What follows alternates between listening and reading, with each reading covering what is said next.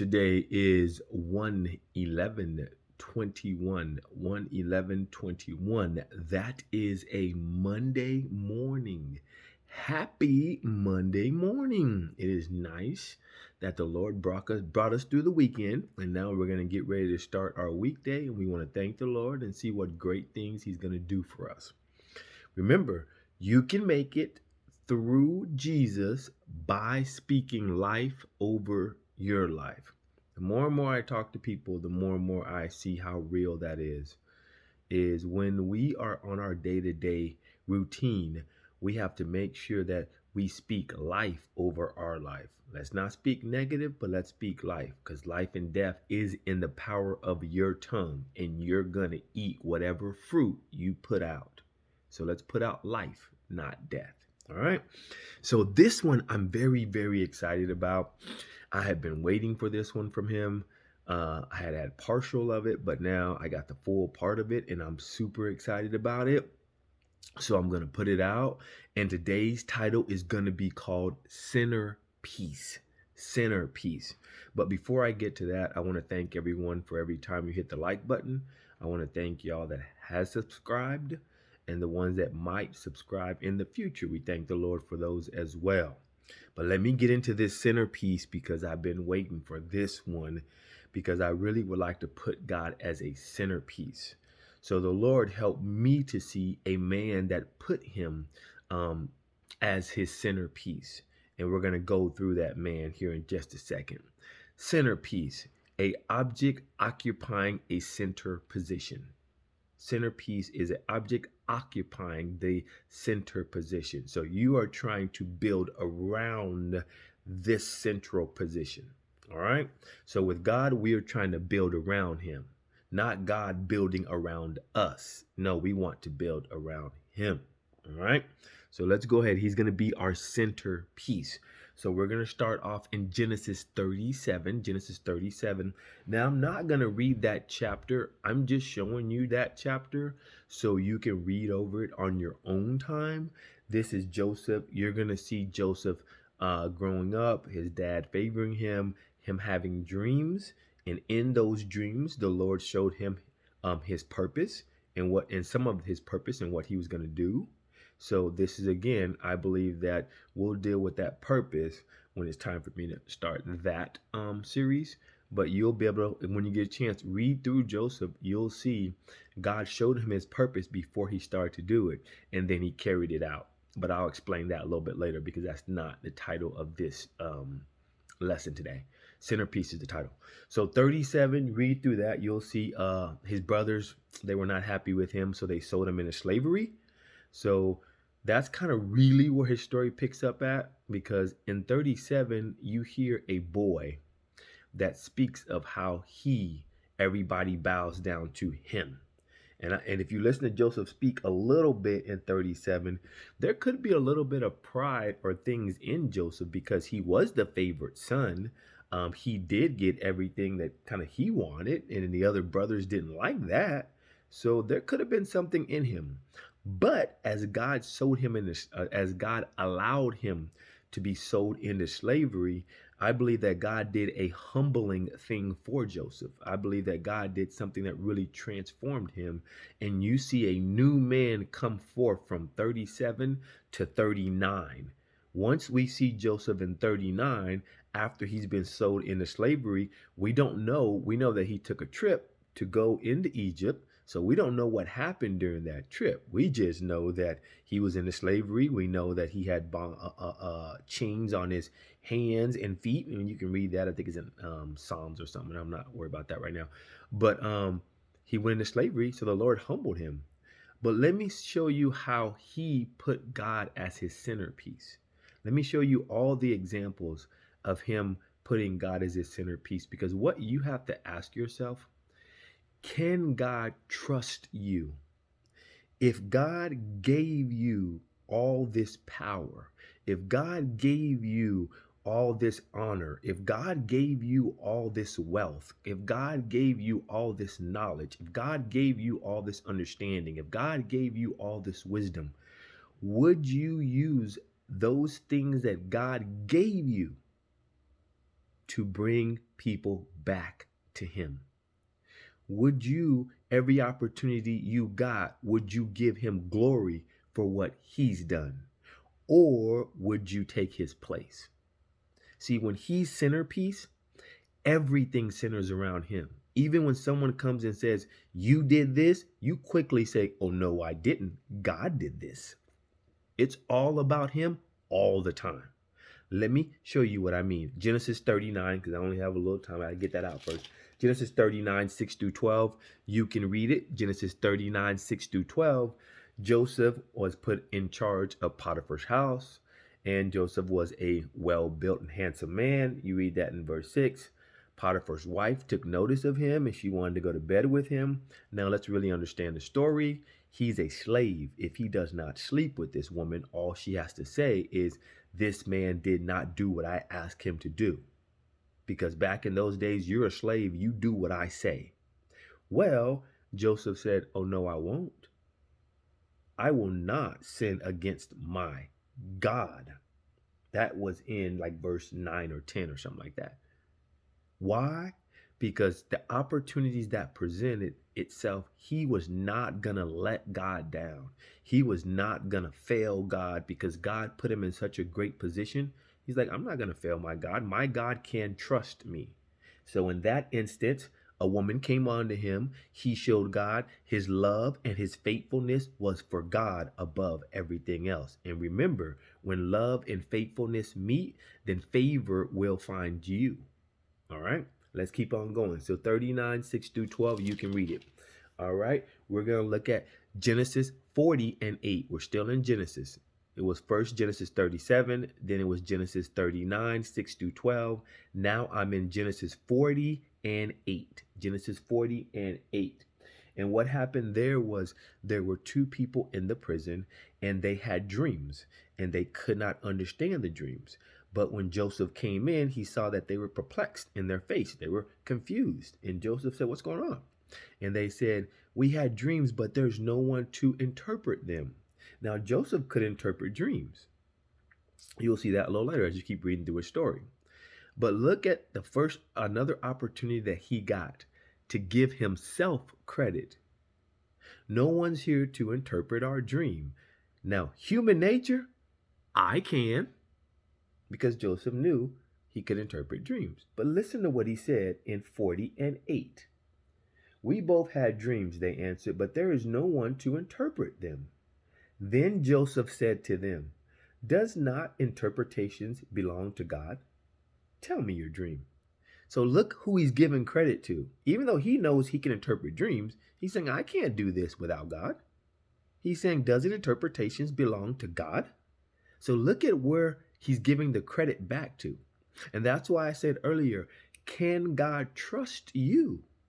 If he put you in a position to have wealth, honor, enduring wealth, prosperity, would you give him back his glory? Would you give him back his credit? Would you give him everything due him? Because we're asking for these things, just like we're asking for the Lord to increase our finances. But can God trust you with what he's given you already? Show him he can trust you. How do we know that he could trust Joseph? When you go back to Genesis 39, you'll see up in like verse 2, Potiphar saw God with Joseph. And he said, whatever Joseph did prospered. But if you look at Psalms 1, 2, and 3, I think it's Psalms 1, 2, and 3, it tells you how you can prosper with whatever you do. Well, in Psalms 1, 2, and 3, it says, meditate on my word day and night, and you will be like a tree planted by the rivers of water. Whatever you do will prosper. Well, everything Joseph touched prospered. So that would mean to me that he was meditating on the Lord day and night, because Psalms tells us that. So God could trust Joseph. Here's 2 times Joseph showing God, you can trust me. Okay, let's go to Genesis 41. Genesis 41. First, it was in Potiphar's house. The Lord raised up Joseph. Joseph showed God he can trust him. Then God allowed him to go to the prison. And this is all a setup. God did this for a reason. because God always has reasons for everything he does. You just have to talk to him and spend time with him, and he will explain to you, if he feels like it, what those reasons are. Okay? So in 41, then he went into prison. The Lord raised him up in the prison, and the opportunity presented. And who did he give credit to? To God. Now, we're going to go to Genesis 41, and we're going to go 14 through 16. Now, Pharaoh, which is king of Egypt, he had a dream. He could not interpret the dream. Well, when Joseph interpreted the dream for the cup, or the cupbearer, or the baker, whatever one it was, then that person was restored. And then when Pharaoh had a dream that no one could interpret, God reminded the cupbearer or the baker, whichever one it was, he reminded him of Joseph. And the cupbearer baker said, please forgive me, King, there's a man in the prison that can interpret dreams. Forgive me. I told him that I would remember, but I didn't. And it wasn't meant for him to remember just yet. God wasn't done with Joseph where he was at. God had a time frame for Joseph to come out of the prison. Everything worked exactly how God wanted it to work. But let's go ahead and get in Genesis 41. We're going to go 14 through 16. So Pharaoh sent for Joseph, and he was quickly brought from the dungeon. When he had shaved and changed his clothes, he came before Pharaoh. Now, mind you, we don't know if Joseph had warning. And why do I say that? Because sometimes God will do something without warning to see what is really in you and what's your first response.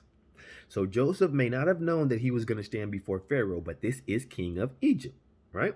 So then, here goes Pharaoh. Pharaoh says to Joseph, I had a dream, and no one can interpret it, but I hear it is said of you that when you hear a dream, you can interpret it. So now, you've been in prison for over 2 years. You got wrongly thrown into prison for something you didn't do. And here goes Pharaoh saying, oh, I hear that you can interpret dreams. Human nature, you're standing in front of the king of Egypt. Human nature, you know I can, Pharaoh. I'm your man. I got you. I'm a beast when it comes to interpreting dreams. You don't know about me? Oh, man. My ego is just hitting your ears right now? Man, my ego should have hit your ears a long time ago, homie. But let's see what Joseph said, though. Because pride is the one that talks like that, not wisdom. Because wisdom leads you back where? To God. Pride leads you back to you. Arrogance leads you back to you. You're going the wrong way. Let's see what Joseph says in 16. Genesis 41, 16. I can't do it, Joseph replied to Pharaoh. Listen to what he's saying. I can't do this, Pharaoh. I can't do it. But God will give Pharaoh the answer he desires. Look at how Joseph took the spotlight off of himself and put the spotlight where it was supposed to be all along. That's why I say, can God trust you? That if he put you in these positions, that you have gotten yourself to the right place where he is your centerpiece, that no honor, no glory, no wealth, no human, no spirit that is not of God, no own pride, arrogance, or anything else can take his place. That is when you have put him centerpiece, your actions will show him with how you conduct yourself who really is centerpiece. See, your words, when you say I, how often are you giving God his credit? When you don't give him back what's due him, when he allows you to create wealth and generate wealth and you don't give him anything back, how can he trust you? When he puts you in positions and people praise you and you take the praise for yourself and you never direct it back to him, how can he trust you? Show him he can trust you. Joseph showed him he can trust him. But I'm not done. Let's go ahead. 2 more. Genesis 45, 4 through 8, Genesis 45, 4 through 8. And after that, we're going to hit one more. Now I'm going to show you that Joseph understood his purpose. Because the closer you get to God, the more you will understand your purpose. Let me show you. Genesis 45, 4 through 8, 4 through 8. Okay? I'm not going to read the whole thing, we'll skim through it. Then Joseph said to his brothers, "Come close to me." When they had done so, he said, "I am your brother Joseph, the one you sold into slavery. And now, and now did he say, I am your brother Joseph, the one who sold? Yep, I got you. And now do not be disturbed. I'm sorry. Do not be distressed, and do not be angry with yourself for selling me here, because it was to save lives that God sent me ahead of you." So Joseph understood, you guys sold me into slavery because you was upset at me. But you didn't understand this was God's plan all along. God wanted me to come before you guys to set things up, knowing that this would happen. But see, he learned that through spending time with God. The closer you get to God, the more God will reveal his plans to you. And I will explain this to you.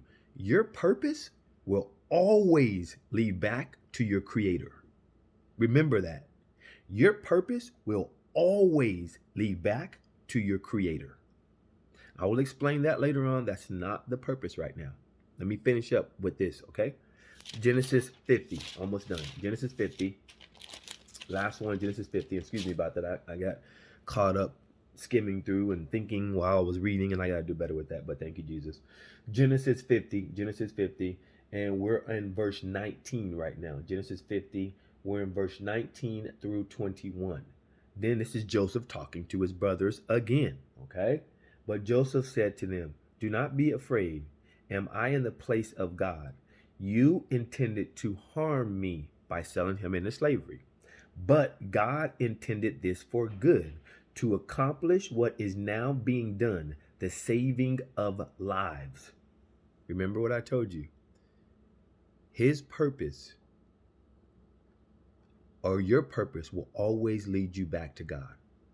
Now, if God only cared about your feelings, he wouldn't have let Joseph be sold into slavery.